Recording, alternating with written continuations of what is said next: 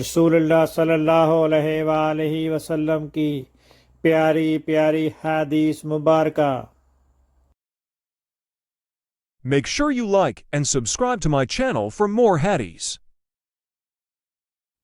اوف نے بیان کیا ان سے حسن اور ابن سیرین نے اور ان سے حضرت ابو ہریرہ رضی اللہ عنہ نے کہ نبی کریم صلی اللہ علیہ وسلم نے فرمایا، ایک فاحشہ عورت صرف اس وجہ سے بخشی گئی کہ وہ ایک کتے کے قریب سے گزر رہی تھی جو ایک کنویں کے قریب کھڑا پیاسا ہانپ رہا تھا۔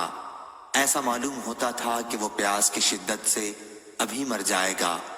اس عورت نے اپنا موزہ نکالا اور اس میں اپنا دوپٹہ باندھ کر پانی نکالا اور اس کتے کو پلا دیا تو اس کی بخشش اسی نیکی کی وجہ سے ہو گئی۔ صحیح بخاری حدیث نمبر 3321۔ اللہ تعالیٰ اس کے چہرے کو روشن کرے جو حدیث مبارکہ سن کر آگے پہنچائے۔